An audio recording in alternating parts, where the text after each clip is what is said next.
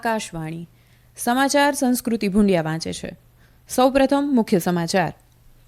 રાષ્ટ્રપતિ દ્રૌપદી મુર્મુ આજે એક સમારોહમાં ભૂતપૂર્વ નાયબ પ્રધાનમંત્રી લાલકૃષ્ણ અડવાણીને ભારત રત્ન પુરસ્કાર એનાયત કરશે. લોકસભા ચૂંટણીના પ્રથમ તબક્કા અને સિક્કિમ અને અરુણાચલ પ્રદેશમાં વિધાનસભા ચૂંટણી માટે ઉમેદવારીપત્ર પરત ખેંચવાનો ગઈકાલે છેલ્લો દિવસ હતો. વિપક્ષી ગઠબંધન ઇન્ડિયાએ આજે નવી દિલ્હીના રામલીલા મેદાનમાં લોકતંત્ર બચાવો રેલીનું આયોજન કર્યું છે. સમગ્ર વિશ્વમાં આજે ખ્રિસ્તી ભાઈઓ બહેનો દ્વારા ઈસ્ટરની ઉજવણી કરવામાં આવી રહી છે અને આઈપીએલ ક્રિકેટમાં આજે અમદાવાદના નરેન્દ્ર મોદી સ્ટેડિયમમાં ગુજરાત ટાઇટન્સ અને સનરાઇઝર્સ હૈદરાબાદ વચ્ચે મુકાબલો થશે, જ્યારે વિશાખાપટ્ટનમમાં Delhi Capitals Chennai Super Kings સામે ટકરાશે. સમાચાર વિગતવાર.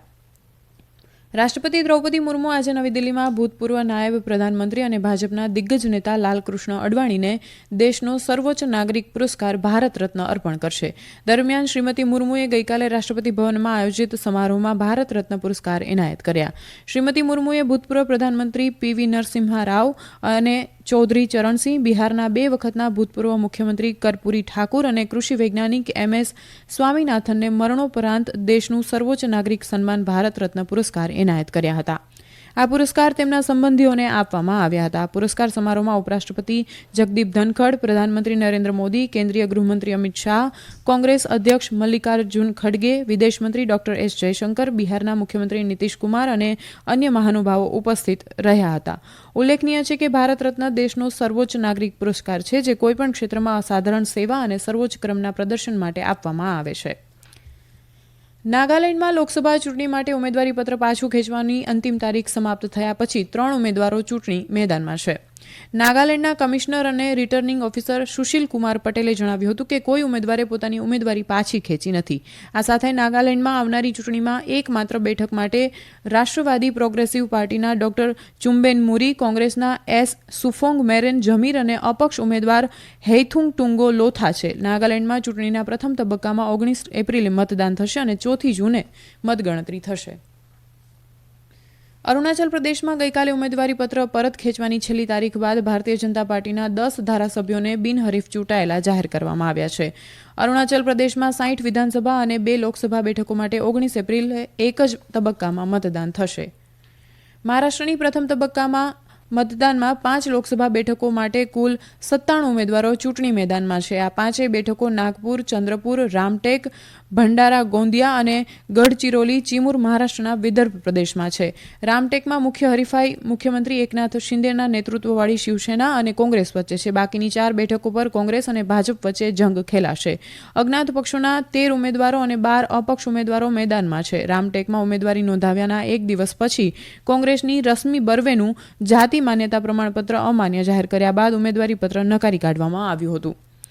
નાગપુરમાં મુખ્ય મુકાબલો કેન્દ્રીય મંત્રી અને ભાજપના વરિષ્ઠ નેતા નીતિન ગડકરી અને કોંગ્રેસના વર્તમાન ધારાસભ્ય વિકાસ ઠાકરે વચ્ચે છે. દરમિયાન મુંબઈમાં મુખ્ય ચૂંટણી અધિકારી S ચોકલિંગમે જણાવ્યું હતું કે આ 5 મત વિસ્તારમાં 95,54,667 મતદારો છે, જેમાં 48,28,142 પુરુષો, 47,26,178 મહિલાઓ અને 347 ટ્રાન્સજેન્ડરનો સમાવેશ થાય છે.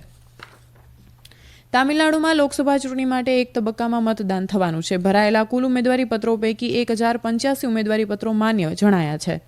138 ઉમેદવારોએ પોતાના ઉમેદવારી પત્રો પાછા ખેંચ્યા છે. 19 એપ્રિલે મતદાન થશે.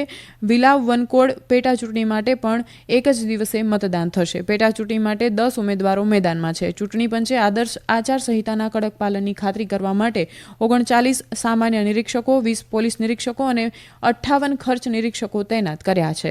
ચૂંટણી સંબંધિત ફરિયાદો માટે રાજ્યના લોકોને સી-વિજિલ એપ અને 1950 હેલ્પ ડેસ્ક નંબરનો ઉપયોગ કરવા માટે જણાવવામાં આવ્યું છે. આસામમાં 5 બેઠકો માટે લોકસભા ચૂંટણીના પ્રથમ તબક્કામાં 35 ઉમેદવારો મેદાનમાં છે. જોરહાટ બેઠક પર ગઈકાલે એક ઉમેદવારે નામાંકન પાછું ખેંચ્યું હતું. ભાજપ તમામ 5 બેઠકો પર ચૂંટણી લડી રહી છે. કોંગ્રેસે દિબ્રુગઢ ખાતે આસોમ જાતીય પરિષદ AJPને સમર્થન આપતા 4 બેઠકો માટે ઉમેદવારો ઊભા રાખ્યા છે.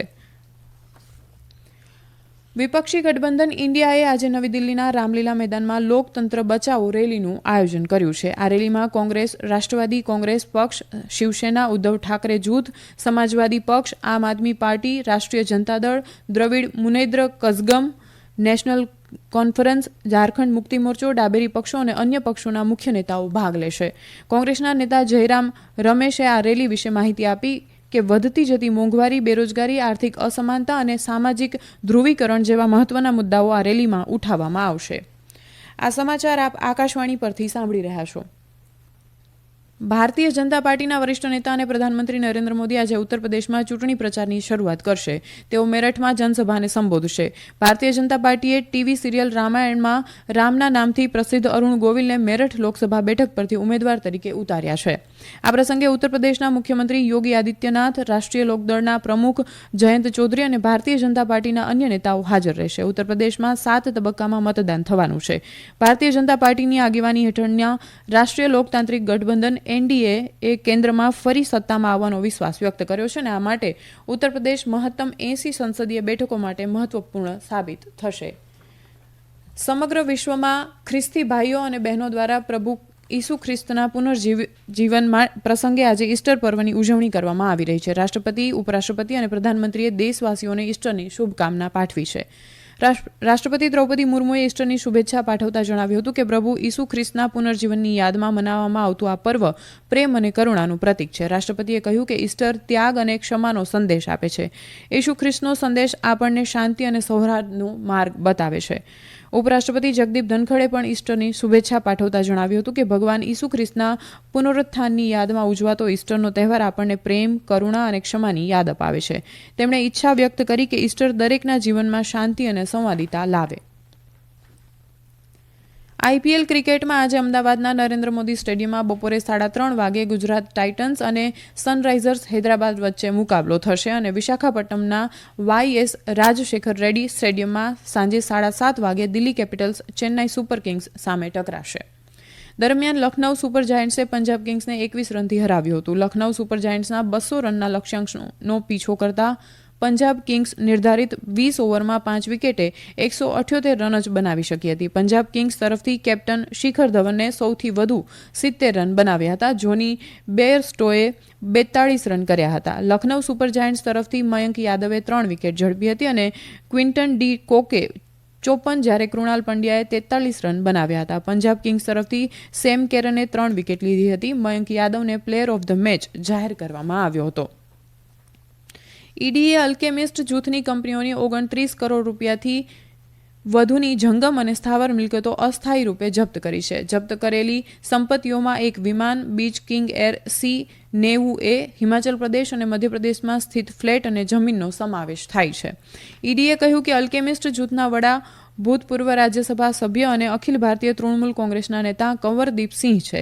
ઈડીએ અલ્કેમિસ્ટ ગ્રુપની અનેક વ્યક્તિઓ અને ગ્રુપ કંપનીઓ વિરુદ્ધ સીબીઆઈ, લખનૌ અને કોલકાતા પોલીસ દ્વારા દાખલ કરવામાં આવેલી એફઆઈઆરના આધારે તપાસ શરૂ કરી હતી. તપાસમાં બહાર આવ્યું છે કે અલ્કેમિસ્ટ ગ્રુપે તેની કંપનીઓમાં રોકાણકારો અને પીડિતો પાસેથી ઊંચા વળતર અને ફ્લેટ અને વિલા આપવાના ખોટા વચનો આપી 1,800 કરોડથી વધુ એકત્ર કર્યા હતા. આ કેસમાં ઈડીએ તાજેતરમાં તૃણમૂલ કોંગ્રેસ પાસેથી 10 કરોડથી વધુની રકમ જપ્ત કરી હતી. 29મી માર્ચે અરબી સમુદ્રમાં સાહસિક ઓપરેશન બાદ ભારતીય નૌકાદળ દ્વારા સોમાલિયન ચાંચિયાઓથી બચાવાયેલા 23 પાકિસ્તાની નાગરિકોએ ભારતનો આભાર માન્યો હતો અને ભારત જિંદાબાદના નારા લગાવ્યા હતા. ભારતીય નૌકાદળની નિષ્ણાંત ટીમે તેઓને 9 સશસ્ત્ર ચાંચિયાઓથી બચાવ્યા હતા. ઈરાનના ધ્વજવાળા માછીમારી જહાજના પાકિસ્તાની ક્રૂને ચાંચિયાઓથી મુક્ત થયા બાદ અરબી સમુદ્રમાં ભારત જિંદાબાદના નારા લગાવતા જોવા મળ્યા હતા. 28મી માર્ચની મોડી સાંજે ઈરાની જહાજ પર સંભવિત ચાંચિયાગીરીની ઘટના અંગેની માહિતીના આધારે દરિયાઈ સુરક્ષા કામગીરી માટે અરબી સમુદ્રમાં તૈનાત ભારતીય નૌકાદળના 2 જહાજોને અપહરણ કરાયેલા માછીમારી જહાજને અટકાવવા માટે રવાના કરવામાં આવ્યા હતા. એક નિવેદનમાં ભારતીય નૌકાદળે કહ્યું કે તે આ પ્રદેશમાં કોઈપણ રાષ્ટ્રીયતાને ધ્યાનમાં લીધા વિના દરિયાઈ સુરક્ષા અને ખલાસીઓની સુરક્ષા સુનિશ્ચિત કરવા માટે પ્રતિબદ્ધ છે. અંતમાં મુખ્ય સમાચાર ફરી એકવાર. રાષ્ટ્રપતિ દ્રૌપદી મુર્મુ આજે એક સમારોહમાં ભૂતપૂર્વ નાયબ પ્રધાનમંત્રી લાલકૃષ્ણ અડવાણીને ભારત રત્ન પુરસ્કાર એનાયત કરશે. લોકસભા ચૂંટણીના પ્રથમ તબક્કા અને સિક્કિમ અને અરુણાચલ પ્રદેશમાં વિધાનસભા ચૂંટણી માટે ઉમેદવારીપત્ર પરત ખેંચવાનો ગઈકાલે છેલ્લો દિવસ હતો. વિપક્ષી ગઠબંધન ઇન્ડિયાએ આજે નવી દિલ્હીના રામલીલા મેદાનમાં લોકતંત્ર બચાવો રેલીનું આયોજન કર્યું છે. આકાશવાણી પરથી સમાચાર પૂરા થયા.